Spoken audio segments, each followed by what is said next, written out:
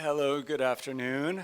Welcome to the memorial of our father, grandfather, uncle, granduncle, friend, etc.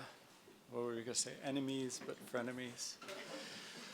But a man that everyone in this room has some connection to, whether it's through one of us, the three siblings or grandkids or something. But it's amazing. There are so many people here, and I know there's some people watching, and I'm kind of blown away by this turnout. But we had a snowstorm an hour and a half ago, and it kind of seemed like that was going to change everything. But here everybody is. But anyway, without further ado, I wanted to start off just with something that my son Tedo, who's watching, I think, reminded me to talk about how Opa shouted a lot. And anyone who met him knows, like, whether it was briefly or if you knew him for a long time, you knew he shouted. He raised his voice. And he did it in a strangely endearing way.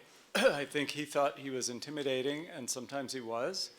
But after you got to know him, you learned that this was kind of his way of being in the world. It was like defense, offense, and everything. And Tedo wanted me to mention how he would say to our dear dog, Puck, "Raus hier!" Because I was telling my son how he spoke German sometimes when we were growing up. But he loved the dog, and so that was kind of his way of being with people, us too. But so I wanted to first pass the mic to my brother, Dan, who's going to read a letter from our dear, my dad's cousin, Renee, who couldn't be here in person, but is hopefully watching this too. So here's Dan. Thank you, Adam. And yes, this is something Renee wrote for her cousin. Memorial for Henry. It was early spring, 1982. After a cozy dinner at Wendy and Henry's house on Albemarle Street in Northwest Washington, D.C., another dinner guest, the Congressman Barney Frank of Massachusetts, offered me a ride home. As we conversed in the car, I asked how he'd come to know Henry and Wendy, anticipating that it would probably be one of those one or the other Harvard days. Instead, he told me he had gotten to know Henry at Indiana University, perhaps while taking an opera workshop. He said that Henry seemed so sophisticated, so knowledgeable about music, and was such an amusing raconteur that he was dazzled. Henry was simply the most glamorous person I ever met, he said.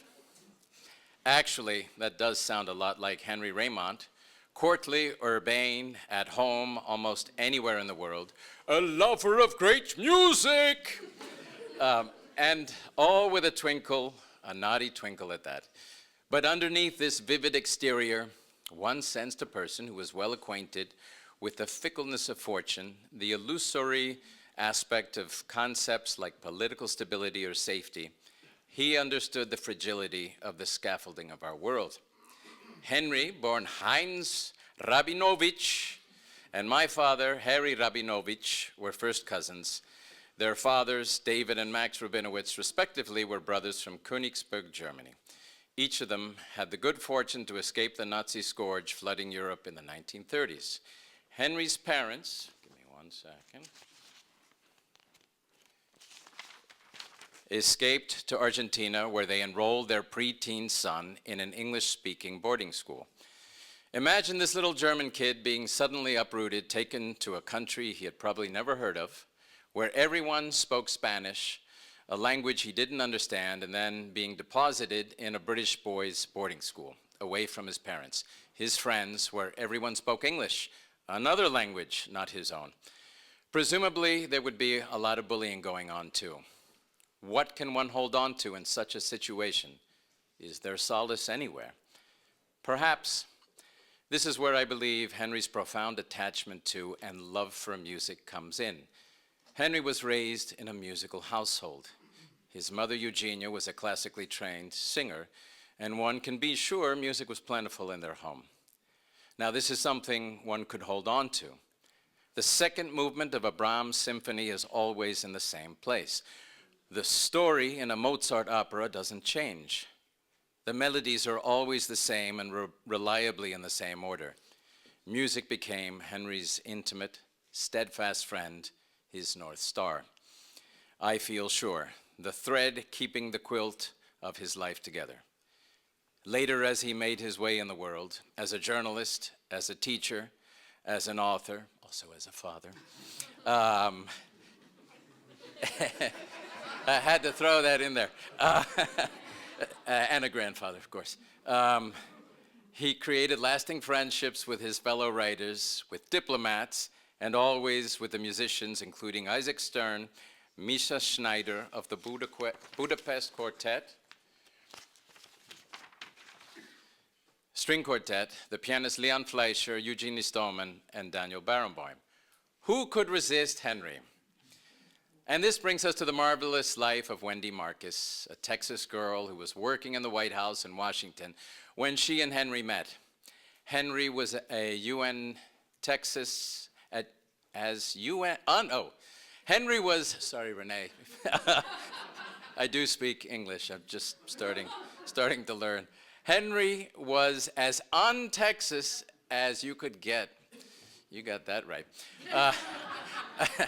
A literary bon vivant with a distinctly European twist. Yet somehow the Teutonic Texas twosome carried it off, and they formed a forever union. Their beloved children, Daniel, Adam, and Sarah, are evidence of their fruitful collaboration. Theirs was a true love story, and as we celebrate Henry's life, we celebrate their love, their deep devotion to each other, because I sure feel Henry wouldn't have it any other way. Thank you. Thank you, Renee. We love you. And I think Lyndon. Oh, my daughter. Sorry. Sorry. My daughter Lulu is next. Sorry. My grandfather's relationship with music was something that really influenced me growing up, as I wrote my college essay on that. And here are his words from his soon-to-be-released memoirs. My love of music was inherited and environmental. It began during childhood in our suburban home in my native Königsberg. My mother, a singer endowed with a rich contralto voice, held musical evenings of German lieder and songs from the Italian, Russian, and Yiddish repertoires. She had studied at the Leipzig Conservatory and made sure that, as a very young child, I would be exposed to a wider range of music than lullabies. That was how I became familiar with the works of Bach, Haydn, Mozart, Beethoven, and Brahms, and how music became a companion long before I understood what it meant to lose at home. Indeed, who might have guessed that music would follow me across continents, through exile, journalism, danger, and friendship, becoming not merely an art, but a language of survival. Compelled to grow up in foreign and unfamiliar societies, as much as having had to endure juvenile taunts as a Jew, can also be seen as providential training. It came within a framework of events that allowed me to observe the world with a certain distance and to find refuge not only in reporting, but also music. And next is my dear cousin Lyndon reading a letter from Opa to Sarah.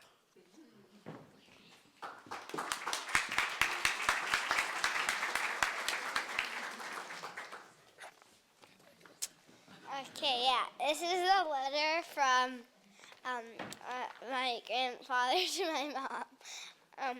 Dear Sarah, when I was your age, 9, my parents had just brought me to Argentina. We were Jewish refugees from Germany, and you can be sure that was not easy to adjust to our new life in a strange South American country. One of the things I regret is that my parents rarely shared their problems with me. They thought I was too young. I was sent off to an English boarding school and visited them only on occasional weekends. I knew there were problems whenever I heard them whisper, but I never found out exactly what they were. By thinking that they were protecting me from unpleasant things, my parents actually left me confused and full of doubt. Soon I felt closer to some of my school friends than to my own parents, where we had no secrets from each other. Do you understand that? This is why Mother and I discuss all our problems openly. We don't want to have any secrets from our children. Everybody's life has problems, and the way to deal with them is to know what they are. Talking about them is to make them understandable. And once they're understood, they can be managed, right? There are some problems we can do less about than others. Illness and aging are among them. So you can try to balance them out. Oma sometimes helps herself by painting. Others play music. Art and music are an expression of beauty in life, just as violence is ugly. That's why we need to cultivate art and music and the reading of good books so that we learn how human beings over the ages have conquered poverty, unhappiness, and even illness by being creative. But it often takes hard work, like practicing the piano for more than 5 minutes at a time, or 10 at a time. But heaps of satisfaction you will one day derive from making it worth your effort. You'll see. Much love, Father.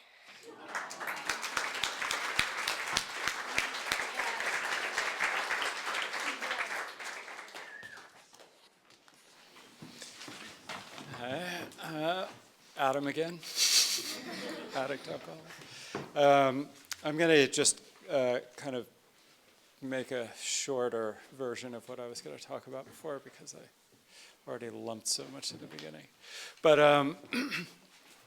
kind of in connection to what he wrote to Sarah back then that Lyndon just read, the importance of cultivating and studying and these things to my dad was so difficult for us growing up because I think he had in mind that it was important to listen to the same music, to know the same composers, and to follow this blueprint of his rather than to realize, and I think the real gold was the passion itself and the caring enough about music or art or literature or all of it to research and follow a thread and like learn more and more about things. And I think the three of us have done that, trying, it's a process, and trying, if anything, to teach our kids too, maybe with a little bit more open mind about what those pursuits can be, but to just encourage this passion and the love to find something to share with people. So with that in mind, I think next up is Minnie Lisowska, who's going to, Lisowska, who's going to play the cello, which I played too as a kid, and Katrine played too as a kid. And so now it's not the same cello, but it's a cello.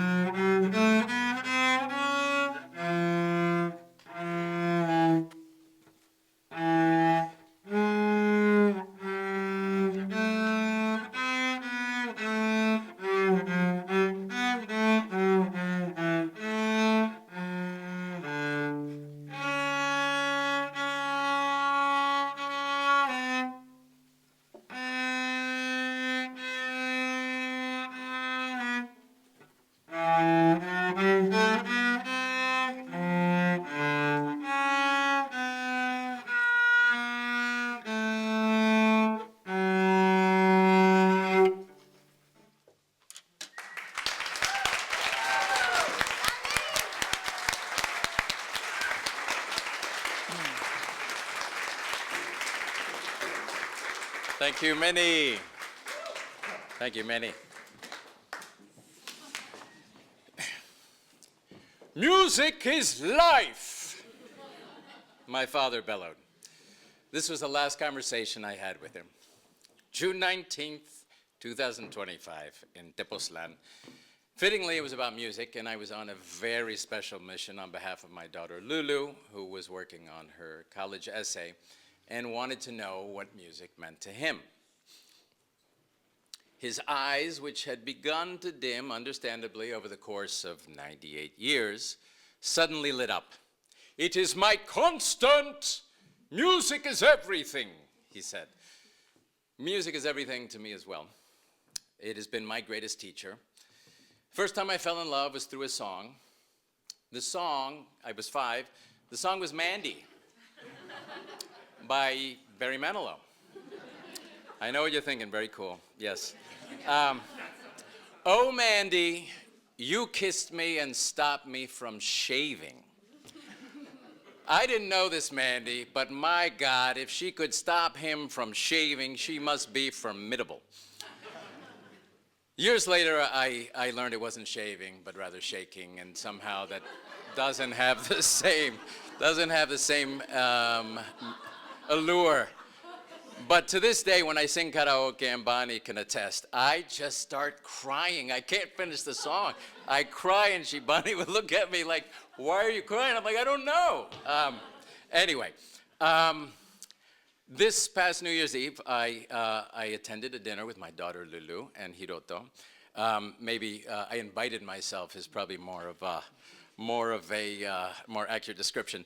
And Hiroto's mother was asking people, everybody, if you could share a positive experience that happened this year, and everyone shared their experiences. And when it came to me, I said, my father died.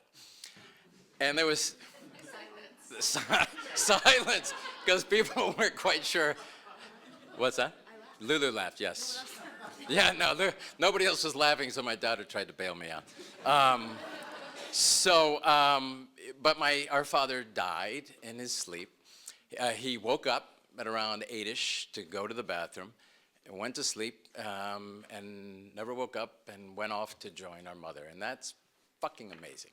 What an amazing way to go. Senor Papa, as he often insisted on being addressed, lived an extraordinary life, very much on his own terms. The day he died, I was walking in Parque Mexico in Mexico, and I felt this chill, and I felt this sadness that I hadn't ever felt before, and I didn't know why, so I sat with it. And then I finished the walk, I got home, and Sarah and Adam were on the phone, and they told me that he had passed. But I felt a sense of like this weight lifted from my shoulder for the first time in my life. And suddenly in that moment, I felt so much gratitude, and like everything he gave us was so clear to me in that moment.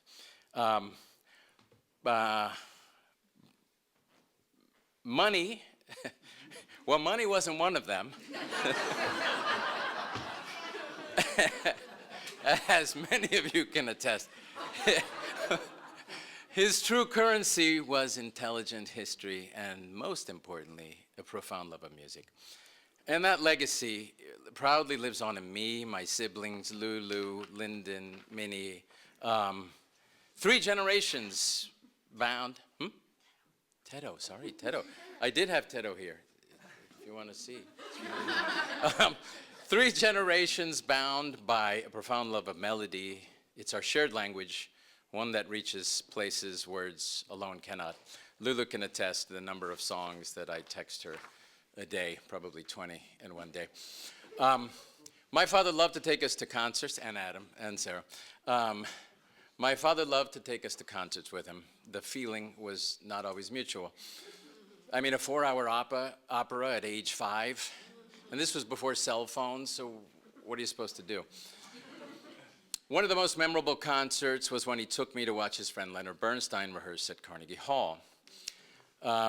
Keep in mind, Lenny is a dear, dear friend of my father, right? So as soon as we sit down and Lenny and the orchestra start rehearsing, what does my father do? He falls asleep, but with his head back, his mouth open, and he had what we might call piper's teeth, pipes. People who smoke pipe, their teeth are not exactly the most beautiful teeth in the world. But he was in full-on snore mode, right in front of his friend. And then all of a sudden, the music stopped, and he woke up, and there was Lenny holding me on stage. So thanks to my father, my first experience on stage was at Carnegie Hall. Music was anything but background noise in our house. It was the main event. There were pop quizzes all the time, sprung without warning, usually while he drove us to school. And on one particular morning, we happened to be listening to opera very loud, and he would say, "Who is singing?" And that would terrify us. At first, it would terrify us. We'd just be like, "Oh my God, I just want to get to school. I want to play with my friends before class starts." And he'd repeat it, because the worst thing you could do is not say anything. "Who is singing?" Finally, we sort of got hip to sort of the game, and I would say, may as well have fun with it. Duran Duran. And then he'd say, "Oh, God, I don't believe it! You know every fucking player on the Redskins, but you can't recognize the genius that is Shaliapin!" I mean, I thought I had one over on him, but I didn't, because then came the payback. It was usually winter when...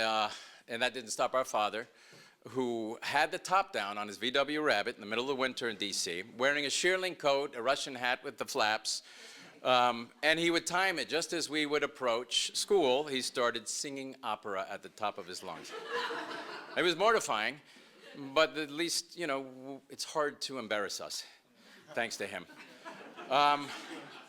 I was 6 when my dad took me to see The Return of the Pink Panther with Peter Sellers. Chief Inspector Clouseau filled my heart with warmth. Humor made me happy in a way that nothing else did. And I wanted to share that happiness with others. And making people laugh became my mission. This is a lot longer than I remember it. Jesus. All right. One of my favorite memories of our father came, ironically enough, in Tepoztlan, as my mother was dying. He walks into the room, very determined. My sister was there. And he hands me what he thinks is a yarmulke. "Wear this!" And I was like, okay. And I looked at it. And in my house, I was usually the one who did the laundry. And I know what a bra pad looks like. So I put it on my head very proudly. But those moments they're hard. And those little gifts, those comedic nuggets, Sarah and I just looked at each other and we started laughing. And it made my dad so mad. "What's so funny about your mother dying?" And there was nothing funny about it, but anyway, that was our little inside joke. My father used to joke, speaking of jokes, he would tell me, "You exist to replace me." And there are moments where I actually think he believed it. And well, Papi, I want to tell you that I have not come to replace you, but to carry on your tradition. I see that same light in Lulu. It makes me so happy, the same curiosity, the same instinct to open one's heart completely to music and to share it with others. It's the greatest gift you could have given us. These days, I catch myself waking up in the morning, bellowing, as my father used to do. When we were kids, he would wake us up, say, "Today is Saturday, ba-bum, bum." And I was like, duh. I mean, who doesn't know that it's Saturday? But now that I'm a certain age, I realize that's a reminder to ourselves that today is Saturday. Thank you. Who's next? Oh. And now we have a live stream, nuestro queridísimo hermano Quisa Terrazas. Hello. Hi. Lovely. This is so lovely, all of you, and good to. It's very emotional to be here, and so lovely to hear you all and see you all celebrating Henry Raymont. So I just wrote a few words because I can't improvise like Daniel can. And on behalf of my family, so I'm going to read them to you. So, Henry Raymont. The name is tattooed in the memories of my childhood. It is always, of course, accompanied by his voice. Oh, the way he screamed, Jesus! What a voice, the histrionism, the inflections, and the volume of his voice. A voice that sprung out of another era, a different place than Mexico, which is where we're from. Yes, the US, yes, Argentina, yes, Germany, yes, Cuba, but also none of the above. A country that was made of different eras and territories, a country that was not a country, but a way of experiencing the world. That voice also has hair, such great and undulating hair. A voice that was always yelling, expressing, wanting to live and to touch others, and yes, to impose on others. A voice that was always talking about stuff that seemed so important. Name dropping, politics, foreign policy, music, Pablo Casals, writing, writers, journalism. A voice that was constantly yelling, how I love personally yelling as well, singing, humming, the important things in life. The voice also has books under its arms and newspapers and CDs, sacred things that are so very dear to me. The voice also has a sense of humor, a constant mischief, a sense of always getting away with something, a child, an old child, an eternal child. Henry would come and stay over for long periods of time, first at our house in Tepoztlan, later at my mother's house in Coyoacán. His visits were often enough that his voice was a constant presence, and at least for me, it was a joy and a riot to coexist with it. A voice that was sometimes accompanied by sweet Wendy, who seemed to balance and tune and soften his voice, and sometimes with their three offsprings, my primos, Daniel, Adan, and Sarah. That voice and that voice's family has been a blessing to my own family, and I can't imagine life without it. It is a voice that I will forever hear in my own head, and that it still hums in my heart, a voice that I will always want to emulate, and that I often try to channel. Jesus, I myself often yell, and I can hear my own mother saying, lower your volume, Raymont. So on behalf of Eduardo, Ana Maria, Jose, Lorena, Ana, and myself, long live Henry Raymont. Thank you.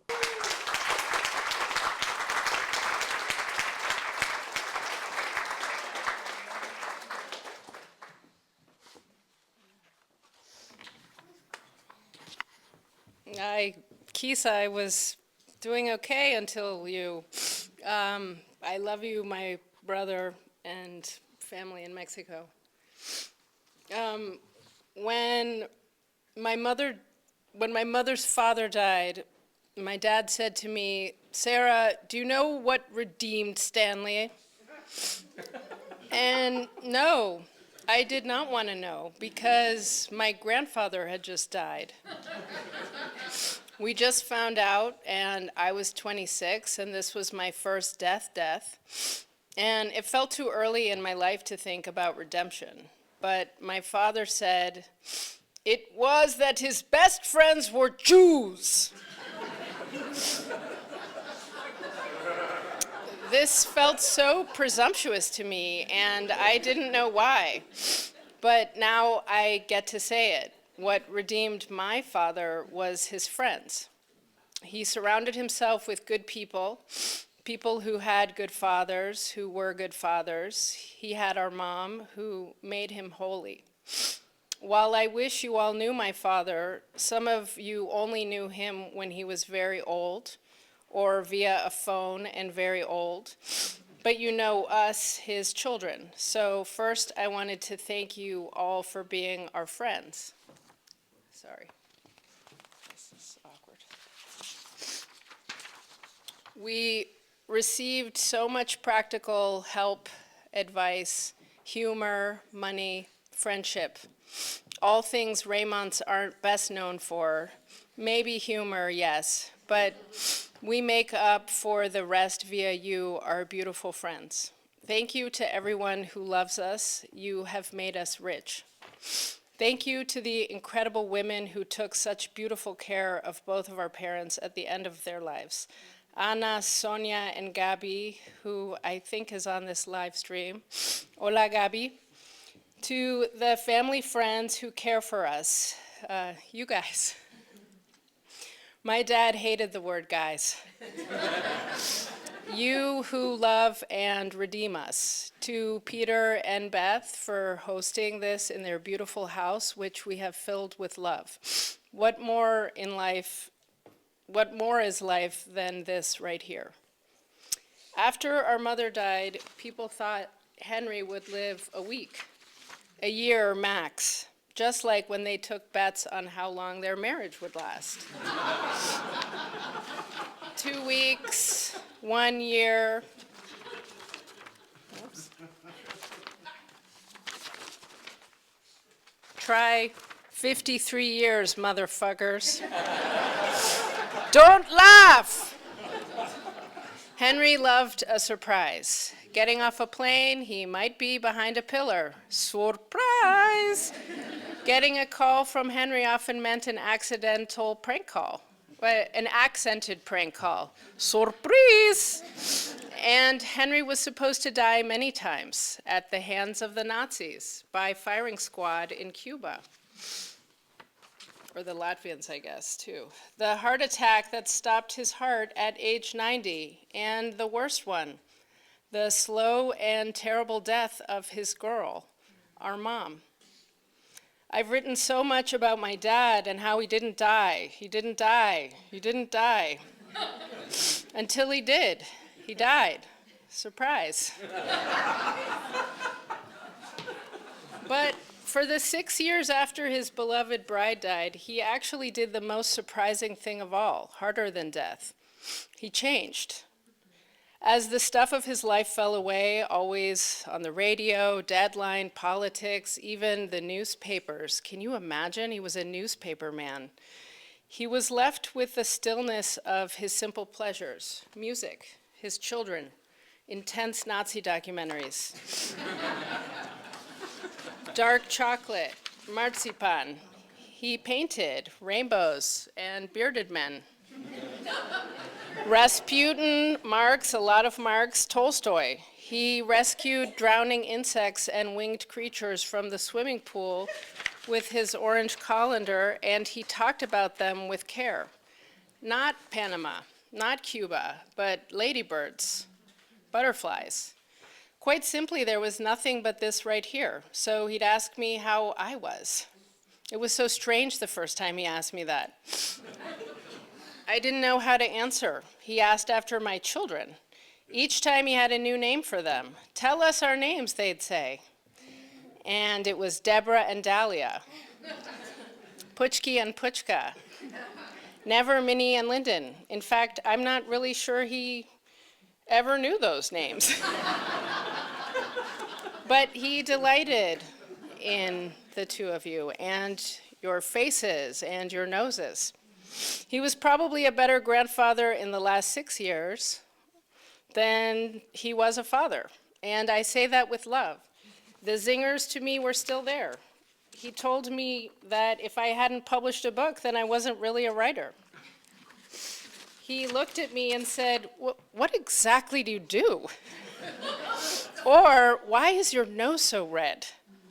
My dad made me feel acutely aware of being alive. My whole relationship with words came from him because if you use the right word on him, you unlocked something dormant. Pablo Casals, rucksack. Words were a magic wand. So I wrote him letters when I was a child, and he wrote me back. Magic, for years. And we lived in the same house. I'd put a letter I wrote him under his pillow at night before I went to bed, and he would put mine when he was done working in his office at the typewriter in our basement. Sorry, he would put mine under my pillow after he was done working on his office. Some of his letters were about Roosevelt, some had drawings. In one, he tried to get me to practice the piano more and explain the definition of quid pro quo. This for that. Dear Father, I said. I did not call him Dad. Dear Father, I'm sorry I was testing you. It is sad about the space shuttle. I wish I had a replayola. The last letter I wrote him, I read aloud before tucking it into his wool suit pocket. Dear Poppy, sorry. Dear Poppy, just before he was cremated, the last words. Daniel and I wore his Zabar shirts to the funeral parlor in Cuernavaca. I moved the giant wooden cross looming over his body a few clicks to the right, and Daniel and I chuckled. He'd have found that very funny. Yes, he teased us, he shouted, he was often unimpressed with our responses and our outcomes. We teased him, we filmed him, held him at bay, we provoked him, and then filmed him some more. He was a hot potato.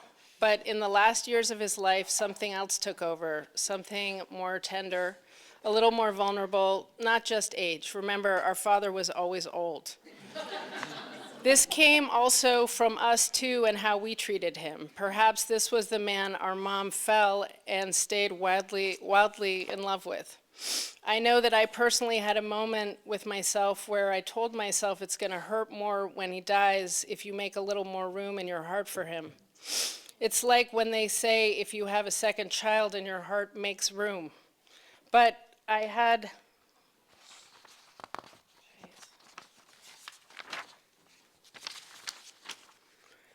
made a new room for him, and I don't regret it. And it sure does hurt more. When you lose people who aren't meant to die, you get ripped up and remade. It feels like dry sockets, that thing they warn you about when you have your wisdom teeth out.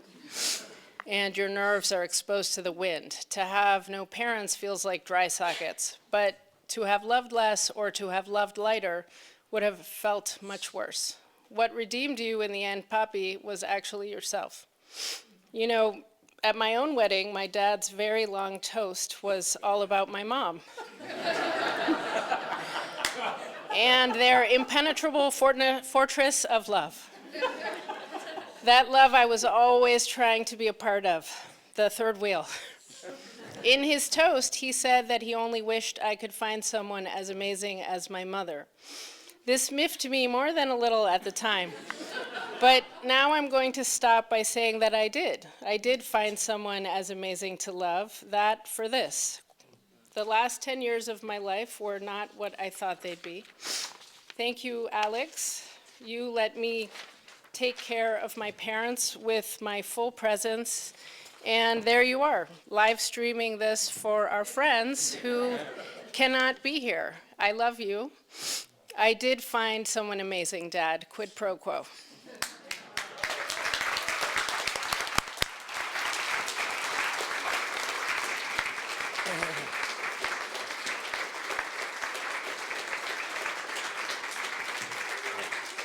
Thank you, Sarita. Now we wanted to open it up to the floor if anybody survived any Henry Raymont traumas that they want to share. This could be a form of therapy. What's that? And then afterwards we have the Pierce Quartet to play in his honor. Yes. I'll start it off.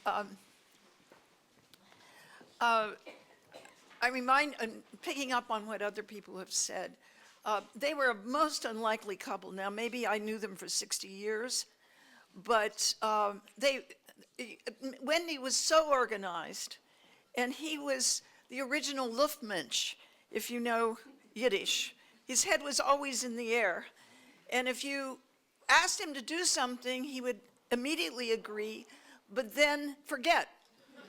I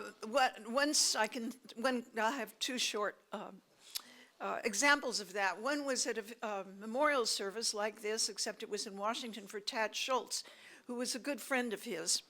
Now, Tad's wife said, Henry, you know how to use tape recorders and everything like that, so would you do me a favor and just press the button, because we'd like a recording of it. Didn't happen. Fast forward 2019, and my husband, Carl Meyer, who was also a journalist at the Times, and Henry were both invited to speak at the Overseas Press Club in New York about the Bay of Pigs and Cuba. Both of Henry was more of an expert, but my husband had written a book on the Bay of Pigs with Tad Schultz.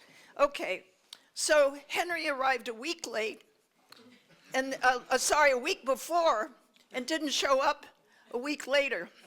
So that was kind of what would happen. But, and I'll tell one more story. Carl kind of got his revenge. There's obviously, Henry had tons and tons of friends, and Carl maybe didn't have quite as many, but he never had any. He only had one real enemy. And this person he really hated, and it was a person that was an editor that made his life absolutely miserable. He commissioned, Carl had written a book which was serialized in 3 episodes in the New Yorker called The Plundered Past. And he was asked to write a book on American museums for the Century Foundation. And the editor there, he did it for a flat fee, and he was a freelancer at the time. So, you know, whatever your flat fee was, that was it, no matter how long the book took. But the book was supposed to be a year, and my husband, who was a fast writer, thought, no problem, we'll get it done in a year.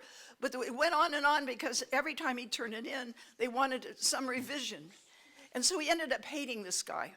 Fast forward again, and he gets a phone call from this editor. And he says, Henry Raymont has suggested you as someone who would vouch for him.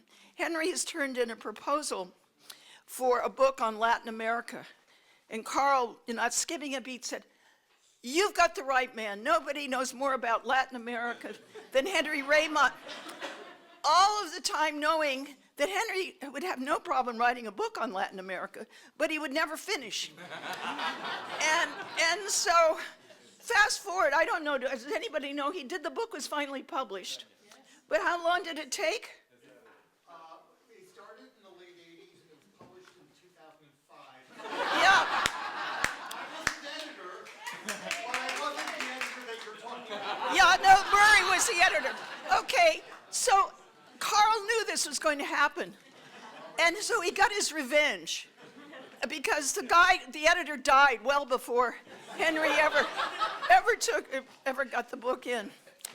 I'll just say one more in conclusion, that you all have probably heard what's happened with Kaliningrad, which was Königsberg, which is this was an island that the Russian, and it's not an island, but it's something that the Russians, a piece of what used to be Königsberg that the Russians now own. But the Poles, the Belarus, the Russian, it's been totally closed off. Nobody can get to Kaliningrad anymore. So the Russians are totally being starved there. Now, Königsberg was where Kant is from, Hannah Arendt is from, and now they should erect a monument, I think, to Henry. Thank you, thank you. And anybody else want to share Henry? Or, okay.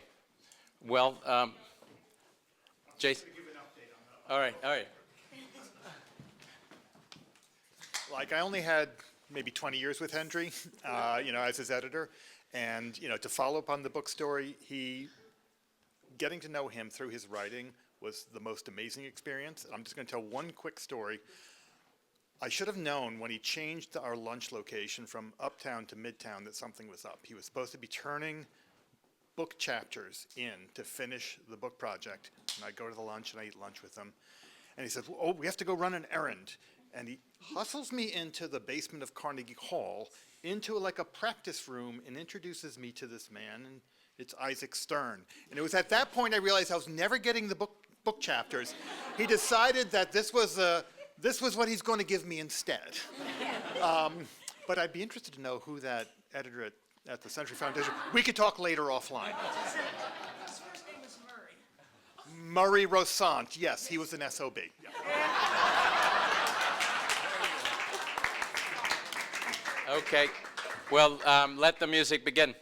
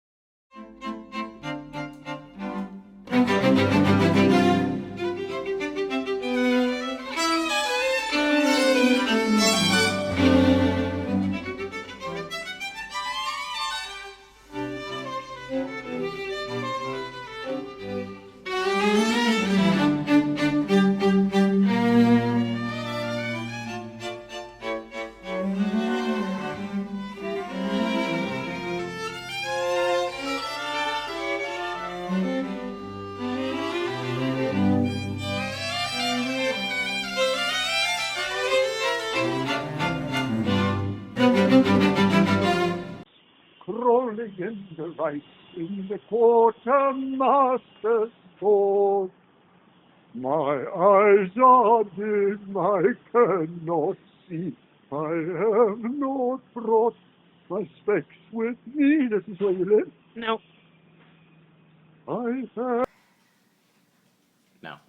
Hoppa, hoppa, reiter, wenn fällt, dann schreit fällt in den Graben, fressen ihn die Raben. I cover it in my... You cover your ears? It's scary. What's the problem?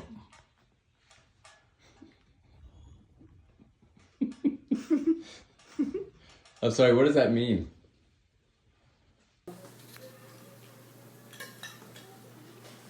So, Alex, did your mother like your hair? My mother always likes my hair. Oh, the hair. That's a very, I thought you said the ham. That's a very good answer. A very good answer. But did she like it even a little better? No, No, it was just. Who cut your hair? Daniel's hairdresser, Daniel and Bonnie's hairdresser. Hairdresser? That was done by a professional? What, you think A lot of money was a spent high on this. school student? I think his hair looks great. I really do. I love You love. wouldn't trust your hair to a non-professional. No, but Tony is Tony. Well, Tony is retarded. Look at He Daniel's doesn't hair. know how much to charge. So You know how much he Tony charges? He charges $12. He went up from $9 to $12. So Henry tips him $20. What? I don't know who is more Who's retarded. the retard here? I'm gonna go see my niece. Because I go to him once every 4 months. You go to him once a month then. No.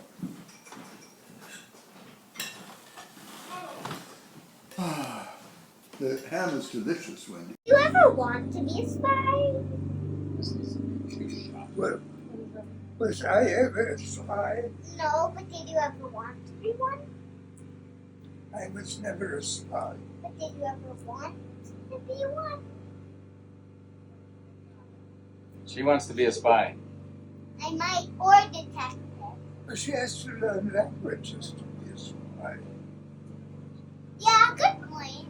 Because it would have given the Americans the excuse they needed to invade Cuba. Is it? Is that true? No, but you ask him. Yes, that is true. Really?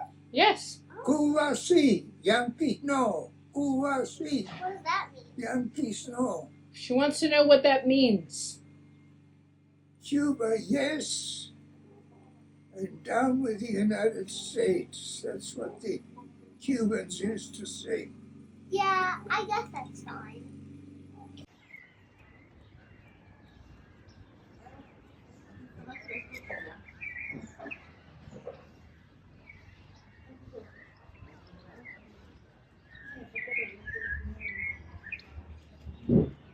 La la la la la la la la la la la. Con pan y vino. Ya me olvidé. Se anda el camino. Ah, con pan y vino se anda el camino. You're supposed to take care of that, not to amuse yourself with angry fathers. I like angry fathers. I am an angry father, as long as that doesn't come on. The TV? Yes. Look what you've done. You've erased it. But she laughs. Oh boy, does this bring back memories?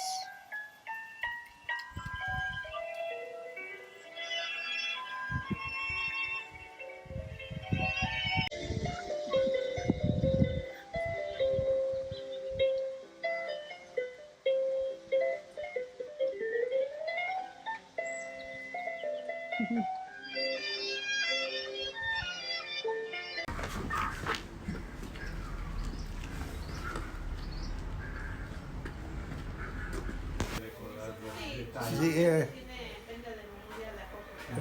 wie sagt man das, scharfe Warnungen per Telefon. Wenn Sie noch ein paar Stunden hier sind, wird Ihre Witwe Sie abholen müssen. That's it. Which one? That. Over there. Oh, nice. Tell me about that. What is it? What's going on there? What is it? Yeah. It's an abstract. It's colors. Because I feel like I'm at the beach. It has no functional law. And it's signed Heinz. Who's Heinz? Who's Heinz? Ich bin Heinz. Ah, du bist Heinz. Heinz. Wie geht's, Heinz? Heinchen. Yeah, I gotta say, I love that. Good. Well done. Wie consiglio? Mia carina un po' meglio in postura. Meglio, meglio, meglio, meglio.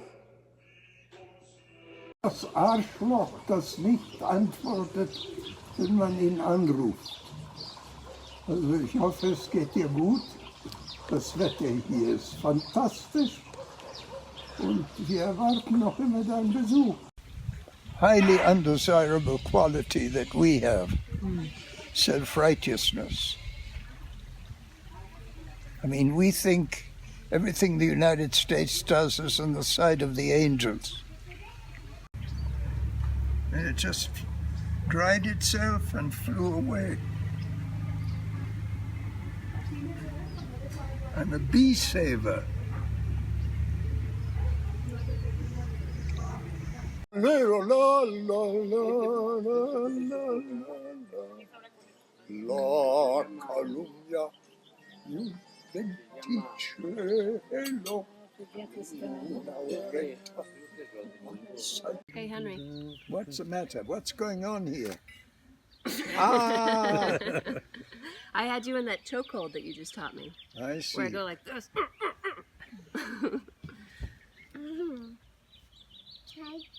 What? What do you think of this, Jack?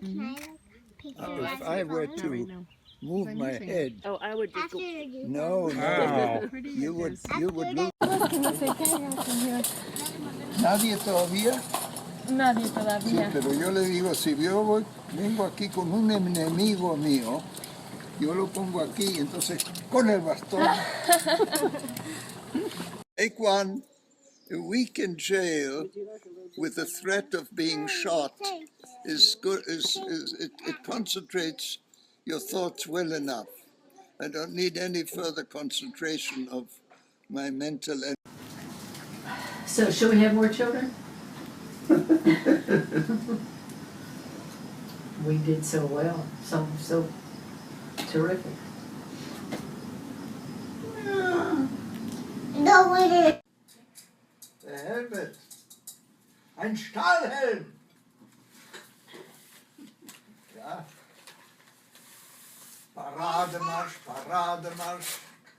Der Leutnant hat ein Loch im Arsch. I'm going to Circus Sarasani. They have wonderful elephants. Bye. Bye. See you later. Bye. Good riddance. Good reasons. Good reasons. You're saying good riddance to me? Good riddance to the fly that was. Oh, look at the fly going out. Good riddance. Your daughter won. One more kiss. Come PG, please. Don't. Your children are watching. Easy. Please, your children are watching. All right. Except I have to show this picture because Hänschen klein saß allein in dem großen Wald rein.